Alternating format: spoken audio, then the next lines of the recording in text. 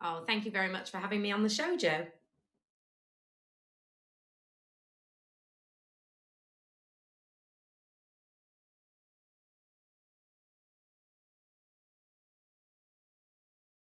Yes, certainly. So, Mama Bamboo has been around now for 6 years, and we sell eco nappies and wipes for babies and toddlers. And we use plant based materials that can be composted at the end of their life instead of all the plastics that regular nappies and wipes use. And we take out all the chemicals and the unnecessary fragrances and lotions that just aren't good for baby's skin. As I say, we've been around about 6 years, and I got started because I couldn't find what I wanted when my children were little. When my daughter was born, I was probably like 95% of people with a new baby. I knew absolutely nothing about nappies. And I just bought whatever was on the shelf. I didn't know that they were made of plastic. I didn't question what chemicals were in them. And when she got nappy rash, I just slapped more chemical creams on her and thought that was how you did it. Um, when,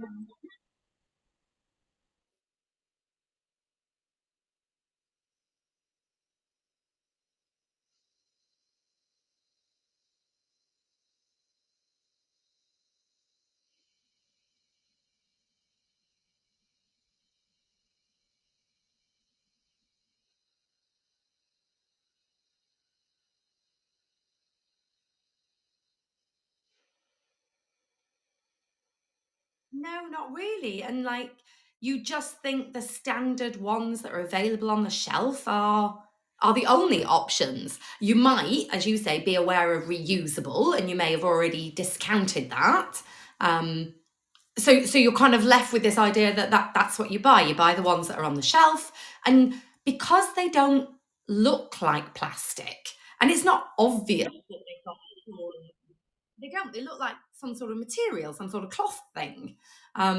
You don't actually notice that they're plastic. They're made of plastic covers, plastic liners. They've got plastic side tabs, and in effect, you're wrapping your baby in 3 or 4 layers of plastic. But that, I mean, it did not occur to me at all with my first child. And likewise with wipes, I didn't really think about the fact that they were plastic or the fact that they had a whole pile of chemicals on them. I just didn't.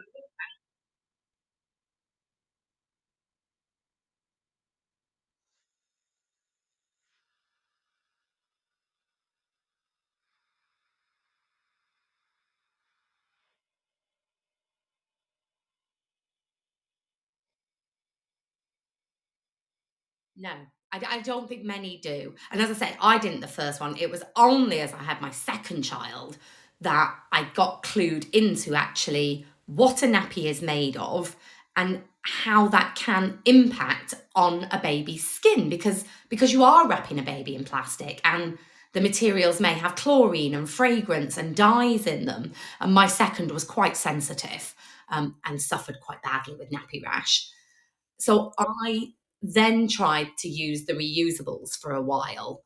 Um, and I applaud anyone that manages it, particularly from the outset.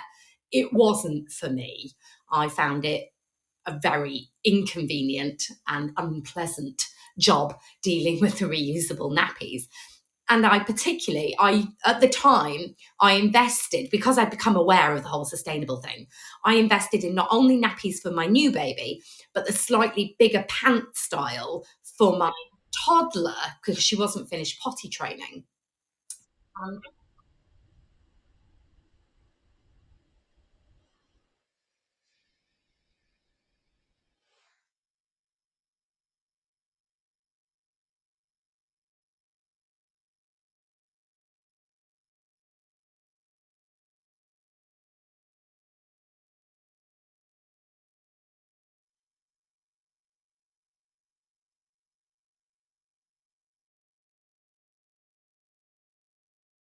Perfect.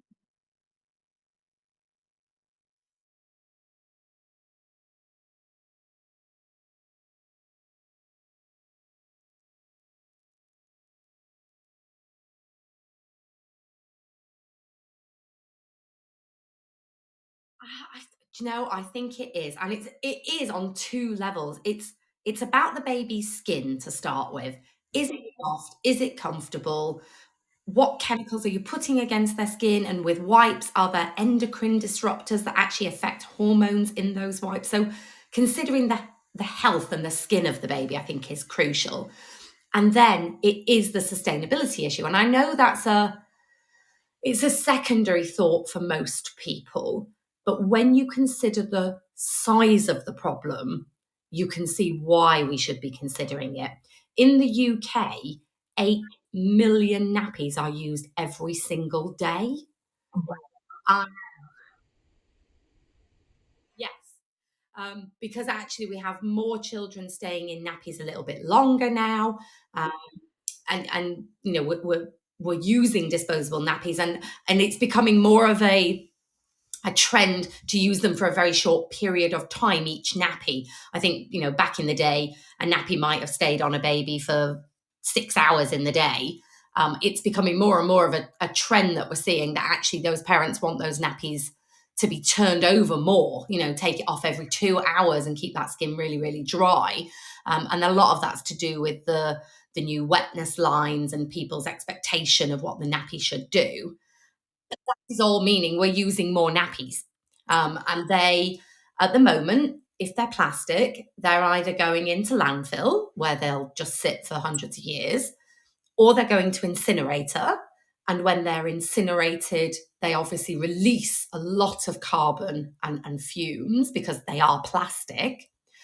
Or in some cases, they can go to recycling. So in Wales, they recycle plastic nappies, um, which is an amazing scheme. Yeah. There's a company there called Nappy Cycle who recycles them, and they're turning them into concrete for roadways and things, which is like a great use of nappies. But at the end of the day, you still have a plastic product being taken out of the ground as oil, converted into a nappy, and then converted again into something else. And now it's concrete, and now it's on the ground. So it's still yeah, because the one thing this world doesn't need is more concrete. Um, so there's no perfect answer with a plastic nappy. Obviously, you can go down the reusables route, and obviously that takes away the waste side of things. But in itself, that's still not a perfect solution either, because that has impact on marine and water and detergent use, um, and possibly carbon use in your home. And and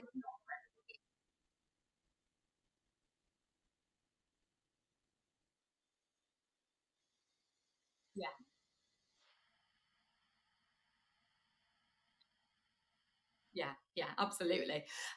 So what I came to the conclusion, having sort of gone through this with my children, was there wasn't a perfect solution available, and not one that offered everything. I wanted skin health for a baby. I wanted dryness. I wanted convenience for me. I wanted sustainability, and it just wasn't really available. You had to compromise on one or two of those factors in any solution.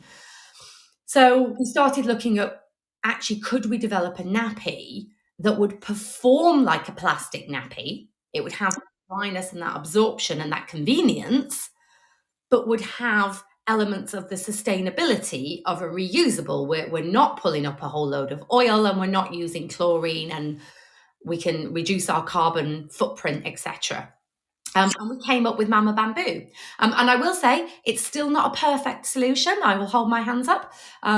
It's a much better solution than plastic nappies.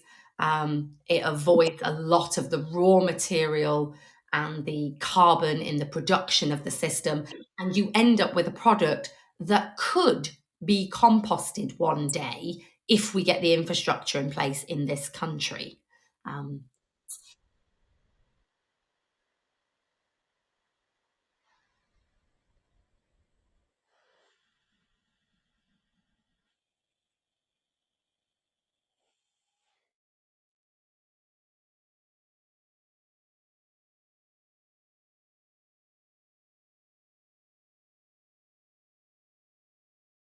100% sustainable probably is never going to happen because every single solution has a carbon impact on production. It has a land usage. Like you can't walk around this earth without leaving a small footprint. I think it's about how do we get to a solution that is the majority a circular economy, and this is where we really push our solution in that we try to use as much plant-based material as our inputs. We negate our carbon footprint using either schemes to reduce our carbon footprint or schemes to offset our carbon footprint so that we are carbon positive as a business. And what we want to end up with is a product that can be composted and turned back into soil and capture all those nutrients and create a full circular economy. Now, the biggest slow halt in this cycle at the moment is not the technology. The technology to do this exists today and being used in other countries around the world. We have Soil Diaper in Canada that composts nappies and is approved by the Canadian Compost Council to use that compost on agriculture. We've got Earth Baby in the US. We've got a new scheme that just launched in Samoa that the Duchess of York, Sarah Ferguson, is sponsoring to compost nappies there. We've got Dicicle in Germany. Like, there's so many examples that it is happening. The main slowdown in this country is actually policy, not technology. It's getting DEFRA and the Environment Agency on board with the idea that nappies can be composted and can produce a compost that is not loaded with pathogens and toxins, and can actually be used on the land.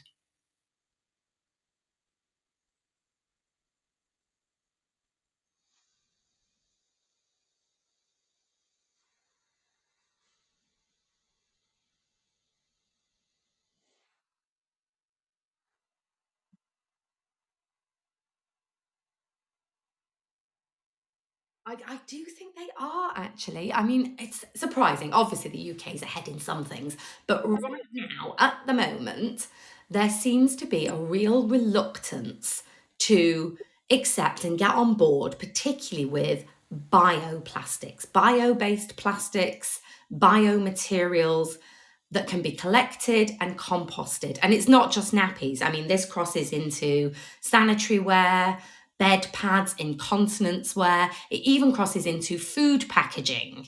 You must have seen in the supermarkets lots of this veg ware that says, compostable. But right now, it's not being composted because we do not have that waste stream, and it is a huge growing waste stream. I think last year in 2023, the bioplastics industry produced about 1.79 tons, a million tons of bioplastics. That is set to quadruple by 2028 to nearly 8 million tons. And we in the UK currently do not have a waste stream to collect that and process it properly. So it's ending up in landfill or in incinerator, which completely negates all the potential benefits of these incredible materials. There are bioplastics out there. Ours are made of bamboo and cornstarch, but there are bioplastics out there made of mushrooms, algae, seaweed. And the innovation that is going in small challenger brands and small academic houses to come up with bioplastics is incredible. But we need this end of life solution established if we really want to harness the benefits of it.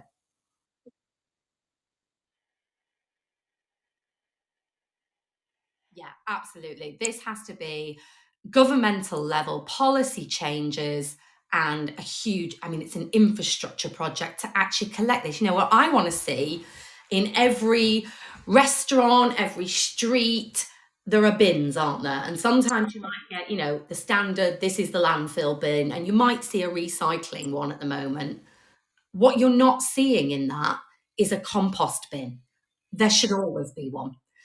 I'd see people all the time buying their coffee And then they walk around and they stand by those bins. They've got a paper cup and they've got a compostable lid. And they look at the bins and they throw it in the landfill one because there isn't an option.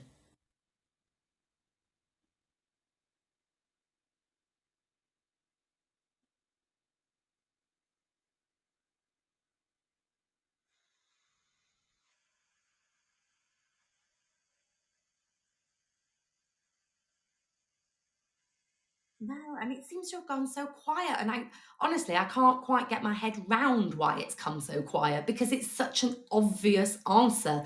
You know, we walk through this earth for a short period of time, and everything that we use, eat, throw away, if it is made of plant based material, surely the long term plan for that has to be returning it to the soil. It can't go anywhere. Yeah, absolutely. It's just common sense. But I mean, one of the things that drives me insane at the moment is they brought in the plastic packaging tax a couple of years ago. And yeah, if you use 30% recycled plastic, so 70% virgin plastic, you can avoid the plastic packaging tax. However, if you are using 100% plant based packaging, because they don't have a waste stream yet, you'll have to pay the packaging tax. So many companies actually backtracked and went, oh, right. So we only have to use 30% recycled plastic and we can use 70% virgin stuff, which is cheaper and avoid the tax. Brilliant. I'll do that then.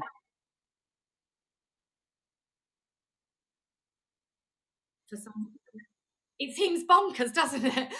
Yeah, it drives me insane that that's kind of where this government seems to have taken us is into a world where actually we're backing away from sustainable, innovative solutions.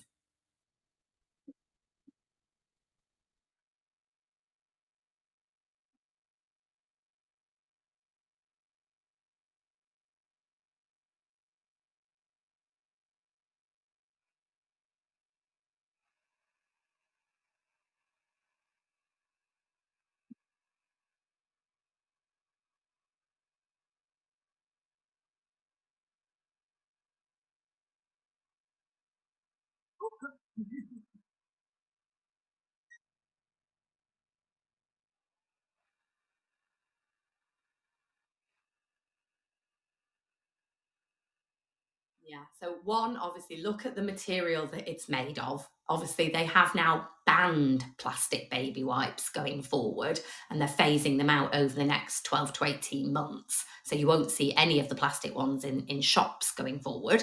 So do look at what the material's made of. But I think a big part of any wipe, whether it's a baby wipe or a makeup wipe or even a cleaning wipe around the house, is looking at what's actually impregnated into that wipe. What makes the cleansing formula? Because it's not just a wipe in a bit of water. There'll be chemicals that have been used in those wipes. Now, obviously, for cleaning products, you need some chemicals in there. But on a baby, you really, really don't want astringents and acids and things that will interrupt their hormone development. And unfortunately, those are used in a fair number of wipes that are on the shelves today. So always kind of look for fewer ingredients and avoid the ones that are kind of known toxins or endocrine disruptors in those wipes. I mean, it always amazes me that people will occasionally say to me, I'm glad that your boy uses them for fishing, but we have quite a lot of teenagers and mums that try to use them to take off their mascara. And they will say to us, oh, I love your wipes. They feel brilliant, but they're not getting my waterproof mascara off. And I always go, good, good. Because if they can take your waterproof mascara off, think about what's in that wipe that you're now putting on your baby's very, very delicate skin.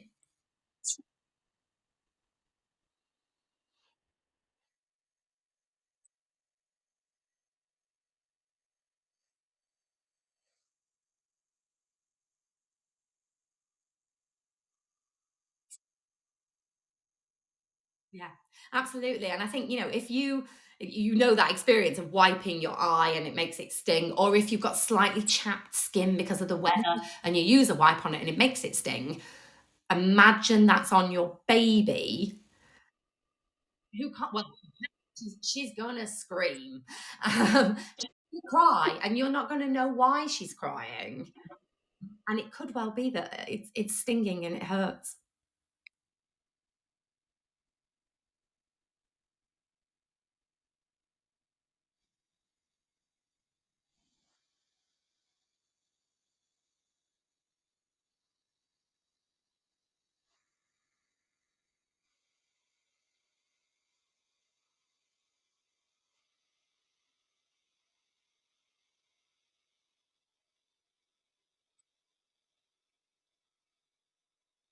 So for next for us is obviously continuing to build our subscription business. We're kind of a nice base of loyal customers at the moment, and really getting that message out about the nappies and the wipes.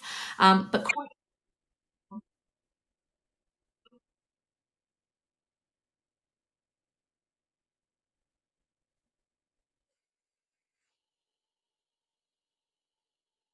no, maybe not actually. So the deal that we have is we run a subscription online, which gets you exclusive discounts and free delivery to your door, and it just means that you set it all up online. It doesn't take long to manage. You've got an online app so that you can manage your next deliveries, but your nappies come to your door for you. You don't have to slip to the shop, and you don't have to run out because nobody wants to run out at midnight. Um, you really want those nappies there in the cupboard. Yeah, it's a nice, regular, hassle-free subscription for people. It's completely no commitment. You can cancel it or change it as and when you like with no penalties. And it's really about trying to make parents' life easier.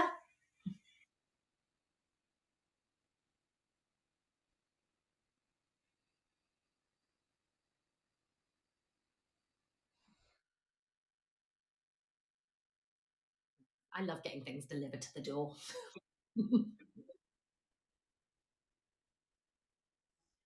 Um, yeah, so yeah, that's the subscription business. And as I say, we have such a lovely loyal base of people, because once you try these products on your baby, that's it. You're pretty much bought in. It's very hard to go back after that to buying the plastic ones off the shelf. Um,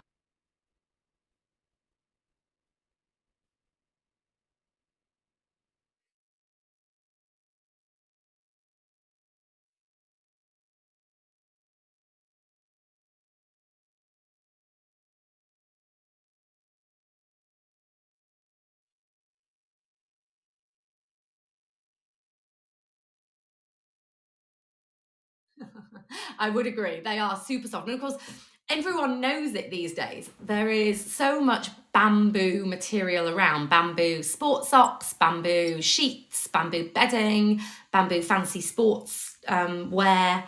And it's because it's so soft and it's naturally antibacterial, which means actually, for sports socks, it's reducing that sweat and that smell and the fungus that grows down there. Um, oh, lovely.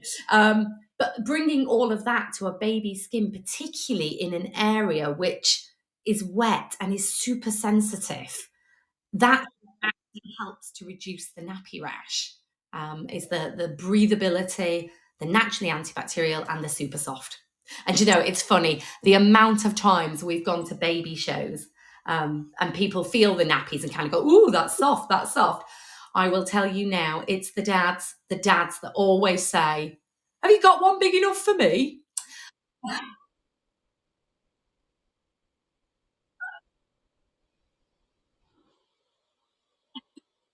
Would you like to try it on?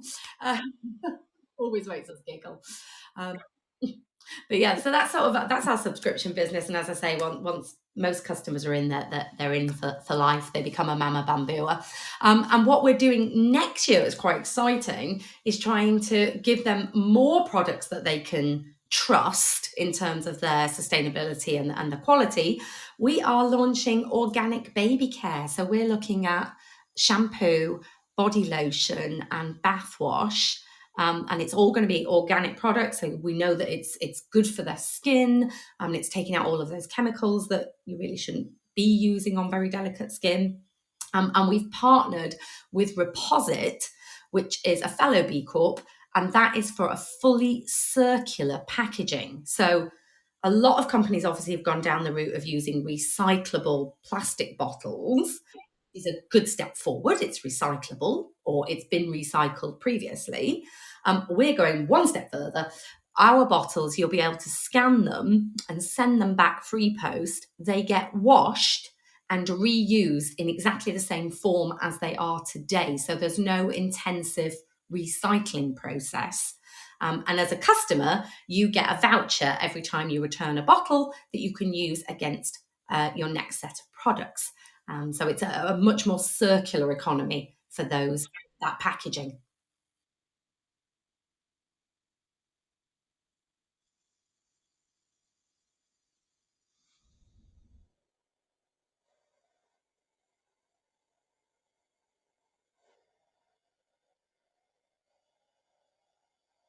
A little incentive always helps. And the other thing that we're doing next year is actually relaunching our what we used to call the Bamboo Buddy Club. We're now kind of toying with what exactly we're going to call it. But it is this rewards and discounts and exclusives that we can offer to our subscribers going forward. Because, as I say, they're a lovely, loyal bunch, and actually we want to engage with them and give back.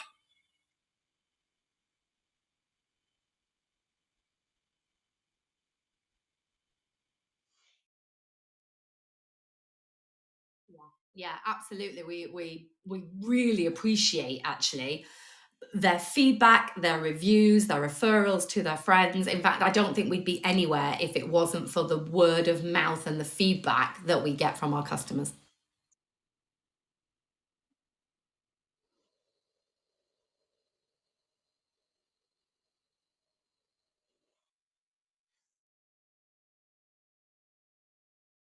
Yeah, absolutely. I mean, we're a small brand, we're a little challenger brand. We will never have the budgets of the bigger companies to, do TV advertising and put free packs in every single bounty bag. We're not there. What we need is people to try them, love them, and then tell their friends.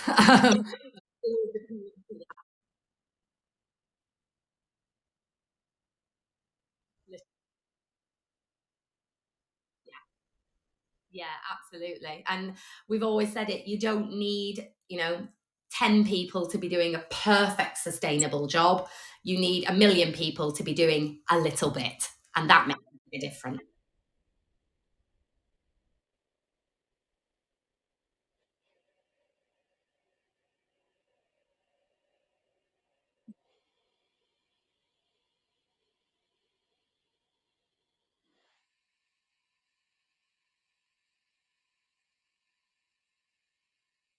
For me, for any parent today, it is be kind to yourself. There are so many pressures, whether it comes from social media or the people around you or the older generation, the younger generation. I think this is one of the hardest times for being a parent. You are just totally bamboozled with information and opinions, and everybody's quite polarized in those opinions. And you kind of feel like you can't do right for doing wrong most days. And you're tired, and it's all a bit much. And your work's telling you you've got to come back in 3 months, and it's just a lot. So I think anything you can do for yourself to say, take a deep breath, and just kind of push out some of that noise and give yourself a little break. Because if you're concerned about being a good parent and doing the right thing, I can tell you you're already a good parent because you're concerned. So yeah, just be a bit kinder to yourselves.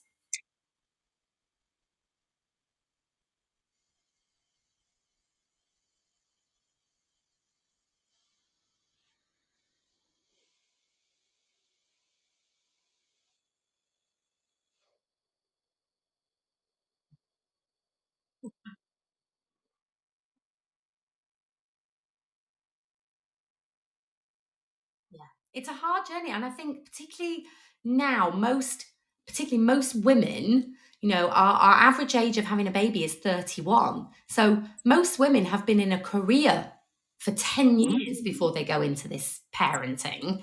They necessarily don't live near their own mum or their aunt, or they're often doing it alone. Obviously they've got their partner with them, but they haven't got this kind of immediate family village around them.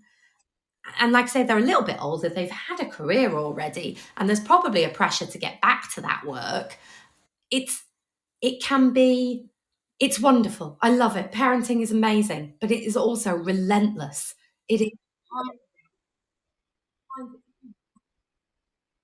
love it. I've got to say, but I love it. I wouldn't have swapped my parenting journey for anything, but that doesn't mean I didn't occasionally close the bathroom door just to cry.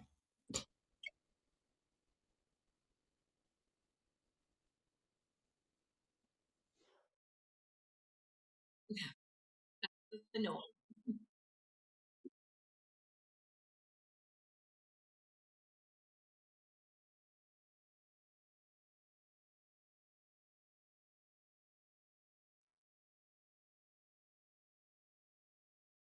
Yeah, it has to be here to stay because we cannot keep doing to the planet what we've been doing.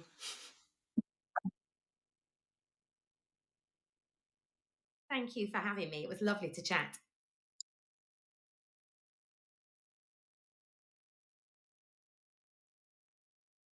Yeah, absolutely. That'd be lovely.